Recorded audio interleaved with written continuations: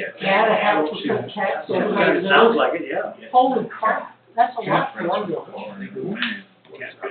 And what are they gonna do with They it? go around every town to Oh, discuss this tax increase. What? We're gonna be able to vote on it, I guess. Yeah, what are they gonna do with it? Aaron, Yes. What was it gonna, what's the county gonna do with that half percent tax? Is it a special Why are tax? what are they asking for? It's a renewal on, so they're at 7.5%. Oh, it's a 0.5%, it's just a renewal. It's a Oh, okay. renewal, oh, okay, it's not new tax. No, it's not a Okay. new tax, it's just a renewal on, Okay, on a 0.5%. Why didn't they have that in the paper when they told about different meetings? Wait, didn't they? No, they didn't say I that. didn't even know there was a They didn't say it was a renewal. renewal.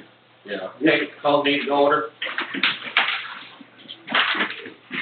I pledge allegiance to the flag of the United States of America and to the republic for which it stands, one nation, under God, indivisible, with liberty and justice for all.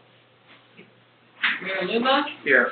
Bob, Here. Ball, here, Hudson, Here. Nichols, Here, Miller, Here. Wolfie. Here. Minutes of the previous meeting were read, approved. So approved. Fiscal officer's report. Sorry.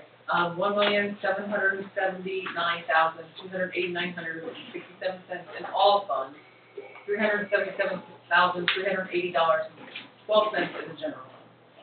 All right, bills were read, motion was made by, So moved. seconded by, Second. okay, bill was read. Bob, Yes. Ball, yes. Hudson, Yes. Nichols, Yes. Miller, Yes. Wolfie. Yes. Okay, we were supposed to have Jen Sutherland come. She said asked to be put on the agenda, I apologize. All right, committee reports. Am I the only one there? Yeah. Okay, the park celebration ad hoc committee met, and we actually have added, the 250th USA anniversary to the title. I don't know if that makes any difference for us, but the committee wants to try to combine those two events for celebration. The biggest issue, and you can go through the minutes whenever you get an opportunity, the biggest issue is that we had originally planned August 8th as the date, and the Glades County Fair moved, I think they moved a week ahead, or a week, anyways, the last day of the fair next year is going to be August 8th. So we can't do August 8th. So we looked at dates moving forward, and then we ran into the Allen County Fair, and the Mercer County Fair, and the Lions Club, so then we went the other direction, and the committee put out July 25th. We wanted to discuss it with Chief Motter before we finalized that, because he had done all the original research to come up with the August 8th date, and in discussion with Chief, I think we decided that that was okay. Is that correct? Yep. Yeah. So we're proposing the July 25th date as the date for the celebration now instead of the August 8th date. Is that a Saturday? It's a Saturday. So we're moving forward. We have a proposed timeline. I don't think I included that in the minutes. I'll need to get that for you, but we have a proposed timeline with activities.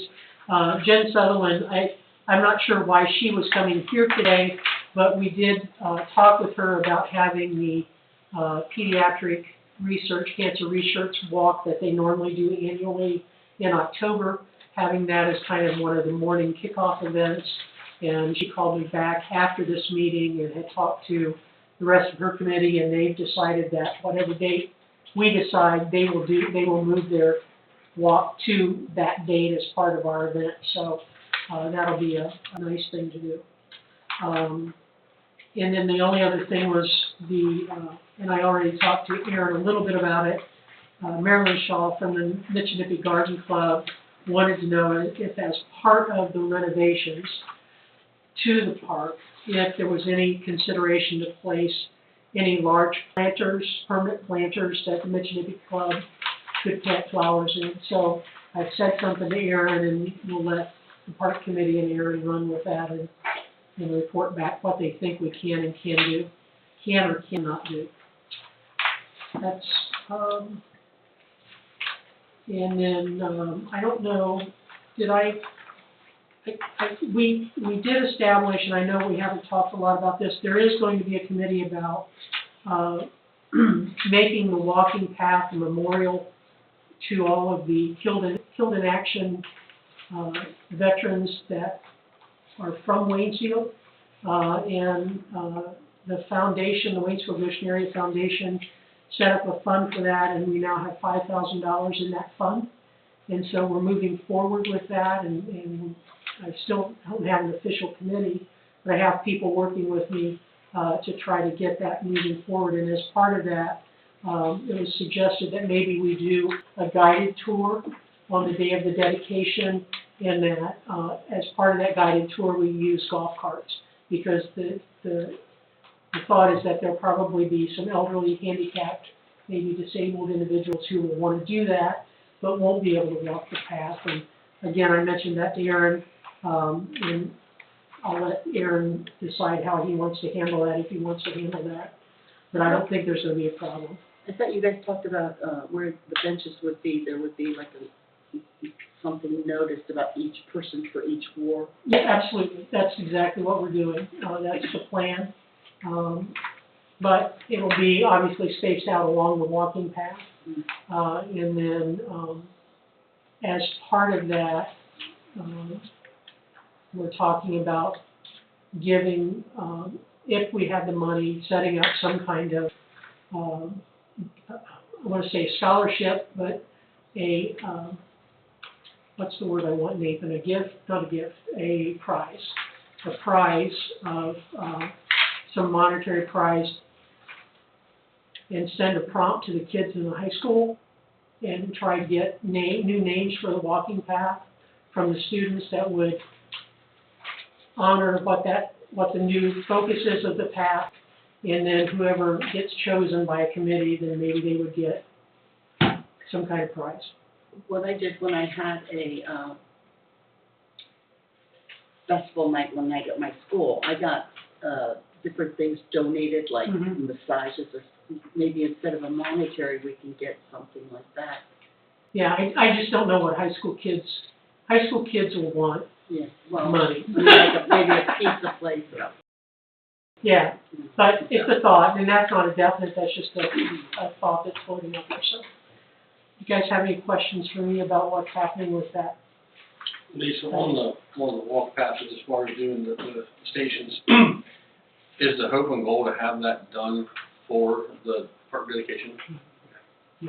And we need to talk about whether or not you guys will be able to maybe put those paths down, and what we need to do to get those paths done. Since we now have $5,000, I did talk to Aaron about possibly ordering the benches at the same time that the village would order the benches, so that they could be delivered and we could share whatever shipping costs or whatever, and maybe save a little bit of money toward the memorial that way. So are the names going to go on the benches? No, names. There'll be a bench, and there'll be a stand with a bronze plaque that says, like, World War II. Here are there's like 5 people. These are the 5 individuals that died during World War II that were killed in action and were residents or from Waynesfield. So, and that'll happen for all of the conflicts, like World War I, World War II, the Korean War, the Vietnam War, and then the Afghanistan War. Those are the people that we have at this point. There was some discussion about the Revolutionary War, the Civil War. I think the Civil War. But the individual they talked about actually wasn't killed in action. He just served and then came back and died. So they don't meet the criteria. Thank you. Any other questions? I know it's early, and a lot of this stuff, I'm sure is gonna be donated, but we have a way of tracking how much things gonna cost. Right, we're currently, what we're looking at right now is trying to come up with a budget. The Waynesfield Goshen Area Foundation, and that's in the minutes, and I apologize, Waynesfield Goshen Area Foundation, which is a 501c, set up 2 funds for us to accept donations. One for the park dedication, and we currently have $1,000 in that fund. We received a $1,000 donation from the Michinique Garden Club, and then the KIA Memorial, the Killed in Action Memorial, we received a $5,000 donation from the foundation itself to kickstart that fund. And so all of the money will go to the foundation. None of it will come through council. It will all go to the 501c. Any donations that we receive are tax deductible because they're going through a 501c. And then any monies that are spent, will have to be, they've got me named currently as the person who would contact Roger Sanders, who's the treasurer for the WG Foundation, and say, this is what we have, here's the invoices, here's the bills, and then he will pay. I'm not touching any money. We're not touching any money. It's going all through the foundation, and any money that comes out will come out for that. Their rule is they do not pay individuals. They only pay companies. So if I, as an individual, go and buy $500 worth of stamps, then that's my donation because they won't pay me personally back. They would buy those stamps, but they won't pay me to buy them. So that keeps it clean and keeps their audit clean. No, it sounds like you're definitely on track. Yeah, so we'll definitely have an accounting of all the money and where it went and what happened and that sort of thing. So, thank you. Thank you. Mayor Luma, Yes. the reason, Jen Sutherland wanted to come was because she wanted to have the gazebo on Saturday, October 11th at 9 a.m. for the cancer walk they normally do, and, she was hoping she'd get the, fee waived as she did last year as well. So everybody knows that's what she was coming for. What do you guys want to do with that? I make a motion, we waive the fee for the cancer research walk on October 11th, Jen? Yes, Sarah? Yeah. One second.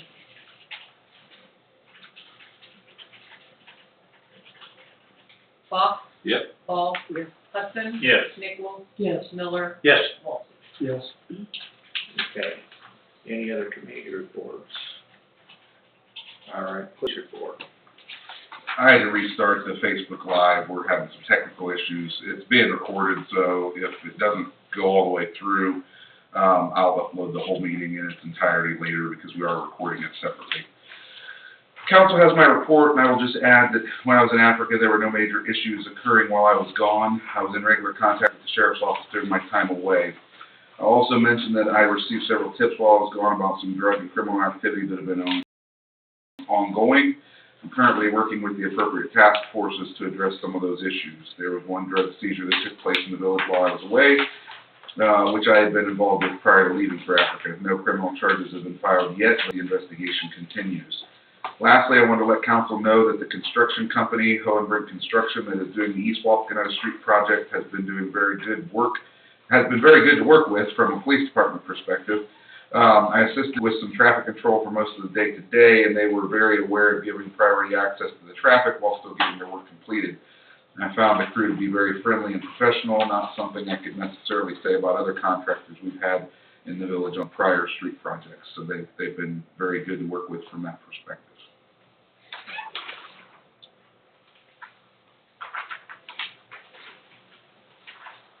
Any questions for Nate?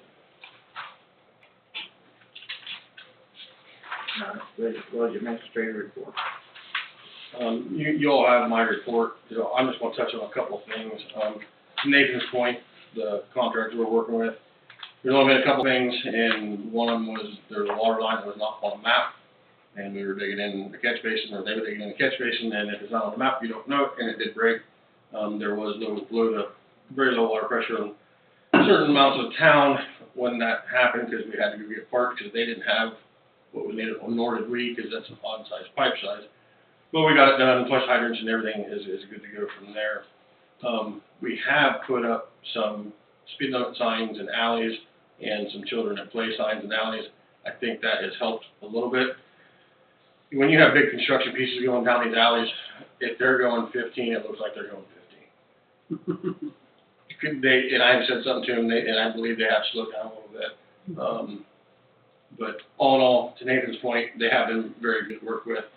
We do have a list of all the houses that, as we tie in the water mains, that we'll be able to call when there's a schedule outage and let them folks know that, hey, today, this is the time frame that you'll potentially be out of water or pressure on water. That being said, today they did tie into the main that was run on West Walpock Street. That was getting through the intersection. I had asked Nathan if he could make himself available. He did. Just having the lights up there makes a big difference. They brought in portable stoplights. That helped. We shut our stoplights off, so there wasn't confusion between the two. And Nathan, we were both up there about the same amount of time. There was not really any issues. You went and talked to semis before they got to where they thought they could turn and wasn't going to be able to turn. And I don't think any feedback you got from them was hateful.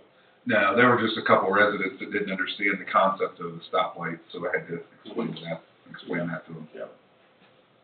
So they do have a majority of the storm in. I'd say about 60% of the storm. The reason I went to the water line is because where the rest of the storm goes is digging around the old water main, and we don't want to have to do that on account of the issues it could pose. So they'll go through, run the water line, get it pressure tested, E. coli tested, and then have that good to go. They'll hold the water lines up, and then they'll go to the services, and then they'll go back and finish the storm. That way, if they dig into the old water line, they don't have to worry about it, because with the storm, you have to have elevation. Otherwise, you'd have to knock pieces of the old water main out, put brand new fittings in just to get it around, and you're just going to bury them and lose them. So that's kind of rhyme and reason why they're doing it the way they're doing it. The other thing I want to touch base, I did meet with the sheriff and Eric Preston, which is the administrator for the commissioners today, on the Marks Tower. That has got traction. They've got some feedback from the county or from the state level. So we sat down and looked at the property in length today, and she's going to go ahead and draft some language up for how we want to donate it and ingress, egress, things like that. So I'm hoping, she thought she'd have it back to me by September, that way we could send it off to our solicitor, have it here for you guys in maybe September or October council meeting. That being said, they do realize that there is a culvert that has to be crossed, that they would be the ones doing that. There should be no money out of the village's pocket for them to do what they're doing. The way it sounds is, once this is all in and done, the state level gives them money to maintain that. So What they are you talking about, yeah? the Marks radio tower out to the lagoons. Oh, okay. Yeah, we're back to that. It's been a minute since we talked about that, but that was on there and in the state. So look for, that language coming back maybe as early as next month's meeting. If not, it'll be an October meeting, just to get a start on things. Because they have to have a company come in and do site evaluation. They'll know, they'll give language of that. They can come in and work on that stuff, drill and whatever they need to do for the site evaluation. Because the site evaluation has to be approved before it goes to the next level of state. So it's just a domino effect. So we're maybe a year or two out? In a perfect world, the hope was it would be up and operational by 26. Okay. Woo. They're perfect words, so. It could be 27. I Might know not be the around here. sheriff is Here. the sheriff is very eager to get it for law enforcement and fire and EMS, just for the reasons we all know that we've talked about in the past of having issues with it, not having service. So Now, the access to this would be through all the lagoons, what's that? the access to it for them to Yes. do maintenance. Yep. So if anybody's familiar with the lagoons, there's a road from Waynesfield, or a lane from Waynesfield Road all the way back there. Mhm. Where you turn right to go by the lagoons, you keep going straight, there's a culvert there, Okay. and basically they pull that all the way back to the wooded area. Would we be, if we get the money, and if we put in the new storm, all the way out to Mitch-Nippy, would we be crossing that? Correct. Okay. And I talked to them about that today. There is a waterway swale out there that we would go across, and I told her that I would have to talk with Andrew Balmer, who's the county engineer, and let him know that, it has to go for a 500-year flood. because there's a lot of water coming through there during typical rain. With us running that 36-inch through there, if and when the funding comes through, that will have to be addressed, but that would be on our dime if theirs is already in to fix and replace at that point. But that might be something that he can do in the meantime, so we don't have to fix everything when that storm. Well, they're not gonna, they put in that road, they won't block that swell, they'll have to do No, something. they'll have to put culverts of some sort in. Yeah, okay.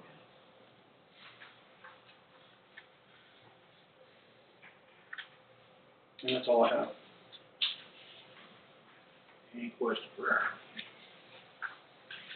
Okay, mayor's court report, there was $793 was deposited in the general fund, on mayor's court account for the month of July.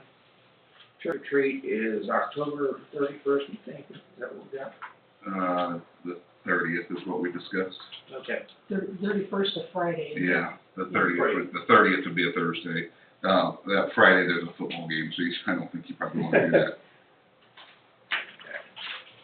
From 6 to 7:30, correct, Mayor? yeah, So you're going to Thursday night again then? Thursday, October 30th, from 6 to 7:30. I will put something out on social media tomorrow, so everybody knows. We've gotten several inquiries asking so people can adjust their schedules, take off work, etc. all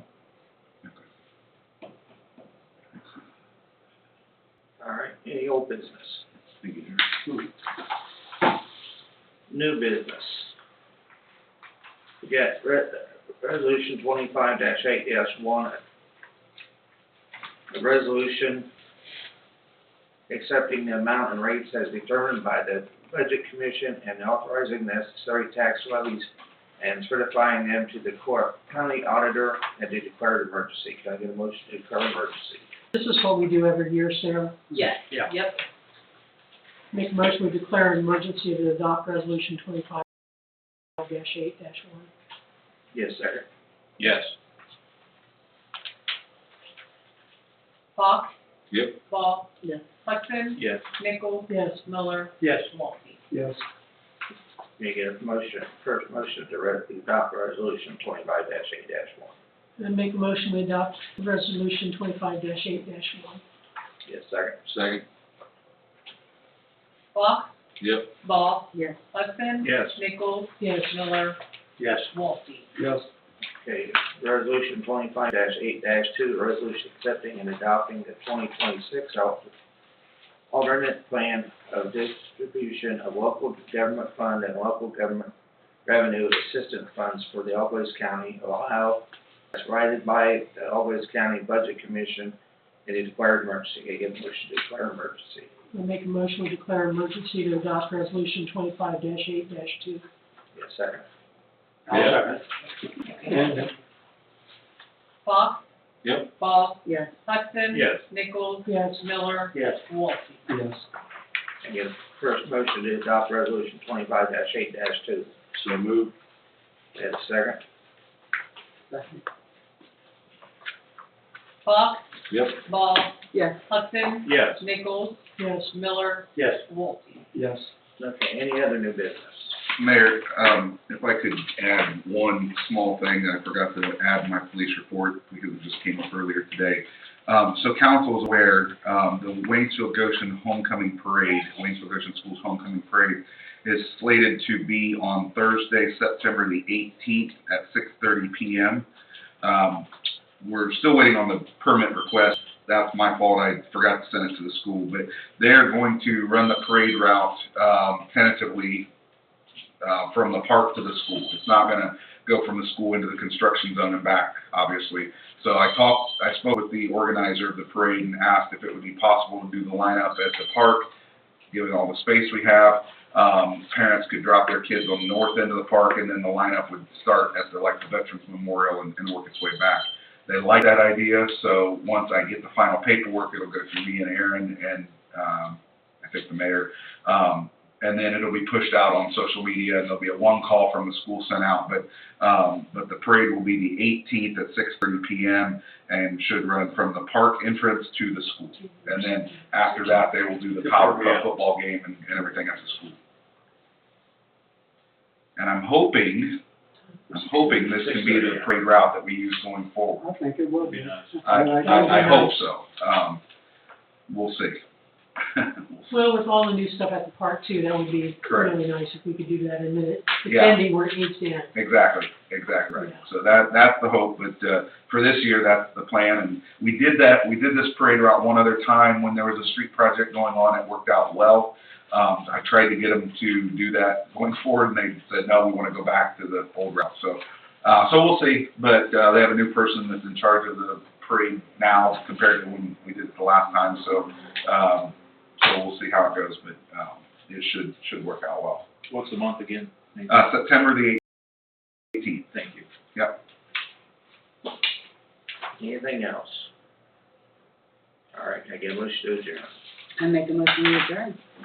Get a second. 15 minutes. Second.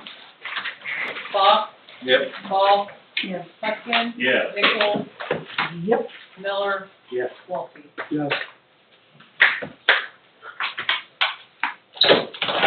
You'll be taking the $50.